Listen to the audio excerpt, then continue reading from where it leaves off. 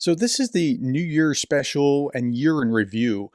And as I'm looking at 2025, I'm thinking I was really optimistic in 2020, and that year turned out to be a dumpster fire. And I'm not sure what to expect in 2025, but here's a year in review. And we're going to start actually back in 1999. December 31st, 1999, President Boris Yeltsin resigns and hands over the country to Putin without holding elections. Now, Putin's going to have to actually stand for elections a little bit later, but immediately he was kind of made the man by Yeltsin. And in less than 3 years of a botched invasion of Ukraine, there's one every minute at the current rate of lost Russian soldiers. That's where we are as we're entering 2025. Okay, now by the way, that's not over the course of the entire war. That's just in recent days, one per minute. Okay, President Vladimir Putin extended his heartfelt greetings of Christmas and the New Year's of 2025 to heads of a number of foreign states and governments, according to the Ministry of Foreign Affairs of Russia. So I thought it would be interesting. Let's look at the flags of these countries and see who they are. Well, some of them are obvious: Azerbaijan and Armenia and Belarus, Kazakhstan, Kyrgyzstan, Tajikistan, Turkmenistan, Uzbekistan. Okay, so far on that list, you're looking at former Soviet states, CTSO states. Then you get to some weird ones like Bolivia, Brazil. Okay, and then you get to those that are clearly in his corner, like Hungary and Venezuela, and Vietnam. India's soaking up all the oil. China's soaking up oil. North Korea is sending missiles. Cuba was sending soldiers at some point.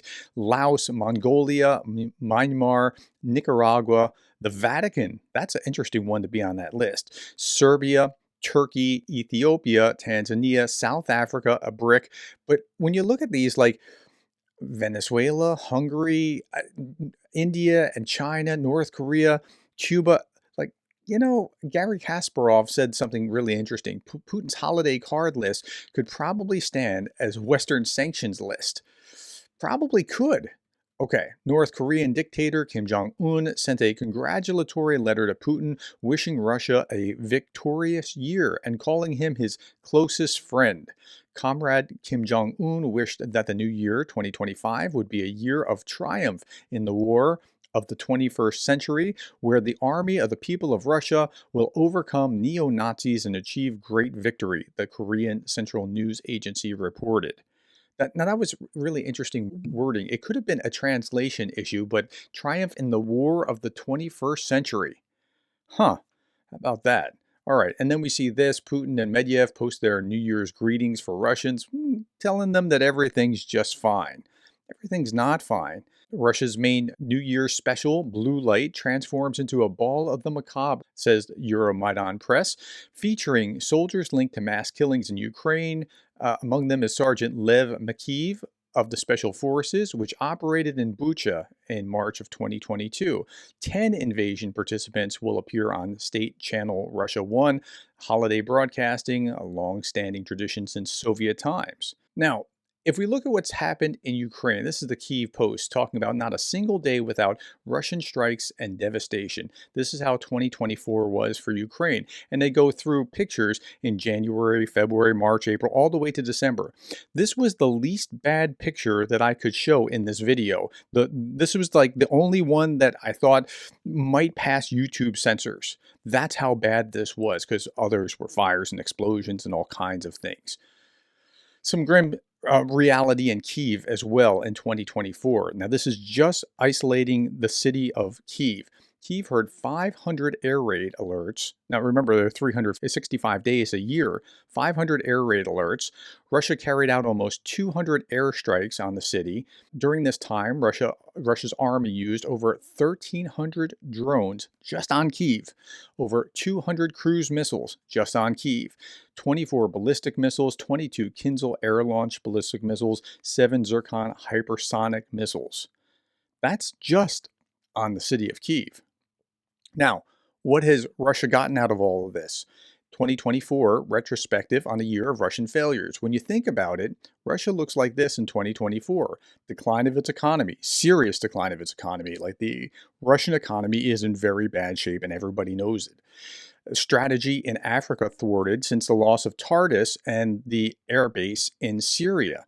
Okay, yeah, that's right. I mean, their ability to project force to Africa has been severely curtailed.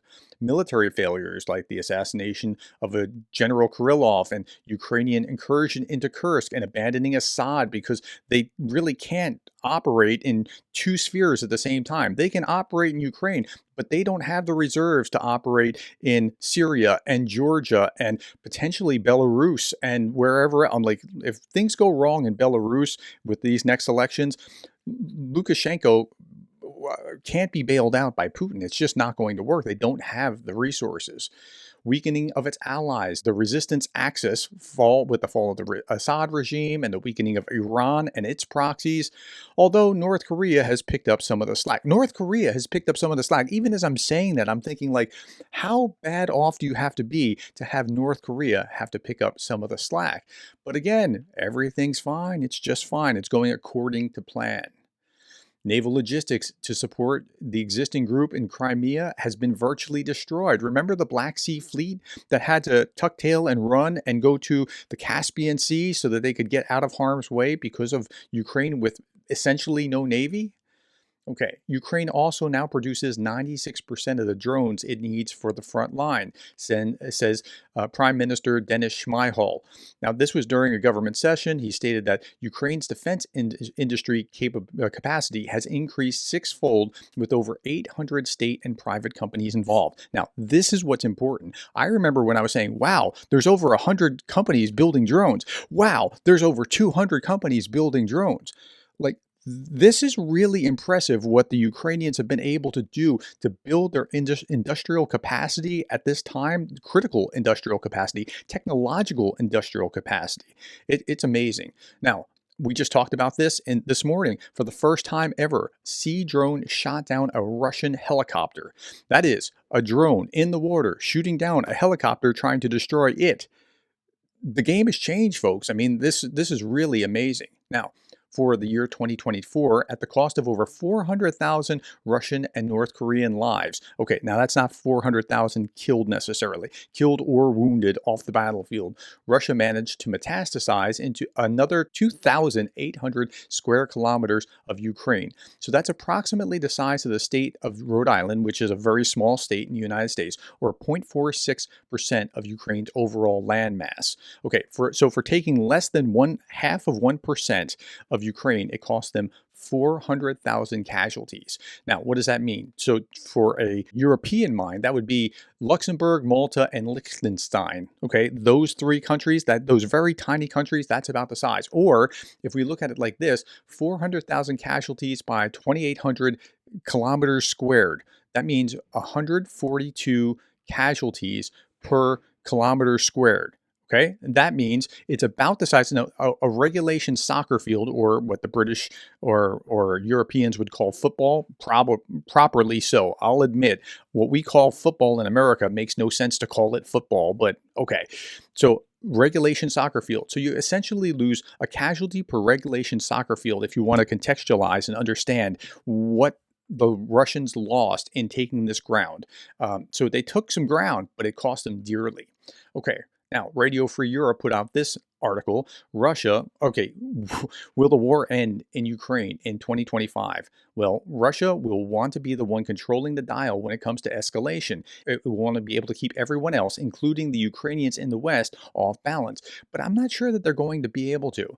This is the actual article itself. So, will Russia's war against Ukraine end in 2025? If an end means a durable peace deal, the answer is no, many analysts say. In part because Russian President Vladimir Putin doesn't want it. Now, you keep hearing that, oh, he's going to make a deal, or Trump's going to make a deal with him, or whatever. No, Putin doesn't want that. Regardless of what he claims, unless it leaves Moscow with a degree of dominance over Ukraine that is unacceptable to Kyiv as its backers abroad.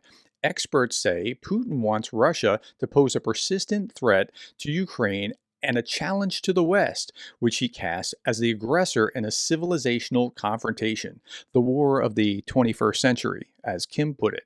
Ukrainians, meanwhile, don't want a peace deal if it means formally handing territory to Russia and giving up hope of holding Russia to account for its crimes. Many crimes. Remember, Putin's a wanted war criminal. Now, Turkey's priority in 2025 will be ending the war in Ukraine, says President Erdogan. Now, President Erdogan and Turkey's stock has risen significantly as they've become much larger of a presence over that region of the world, as Assad has fallen from power in Syria.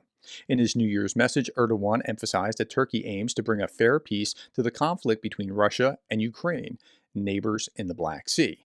So, and again, this includes Crimea, which was traditionally the home of Turkish Tatars, which the Soviets, meaning Russians who controlled Soviet Union, abused, and Turkey wants to assert itself.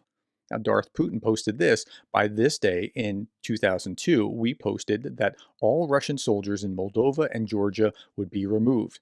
In November 1999, members of the Organization for Security and Cooperation in Europe convened in Istanbul. One of the most noteworthy provisions of the documents signed by the heads of state at the summit was the commitment by the Russian Federation to withdraw its troops and military equipment from Moldova and Georgia by 31 December 2002. Well, you know that troops are still in Moldova, and then you know that Russia invaded and annexed large swaths of Georgia. So Darth Putin continues, the fact that you've let us occupy parts of countries for over 30 years and still pursued pragmatic relations with us in no way influenced our belief that you thought invasions and occupations were not things that bothered you. Actually, we noted your inaction. So I just want to highlight a few more things before we're done. This is Jake Bro's report on fundraising. Our incredible YouTube community has fundraised $3,553,210 in support for Ukraine with 43,751 individual donations. These funds will have purchased and fixed up exactly 100 vehicles for Ukrainian units as well as several thousand drones. So good on Jake. I mean, that's just amazing what the members of his community have been able to do. Jessica Berlin posted this message, and I thought, there's something to this. Imagine if someone has made a prediction in 2014. In 2024, Russia and North Korea, backed by China and Iran, will be waging war on a European democracy, and NATO won't stop them. I mean, it's unbelievable. Like, you would have lost money taking that bet. Darth Putin concludes it's weird how time works. It's already 2025 in Polynesia, and in the USA, it's still 2024. But in Russia, it's 1951. And to some degree, that's correct. So there are going to be some exciting times ahead. And as we're entering 2025, it feels like we're just about to flick a tiger and see what happens. All right, my friends, that's all that I have for today. That's all that I have for the year. Thank you for your time. Thank you for the likes and the shares and the subscribes. And thank you for being the kind of person that cares about Ukraine.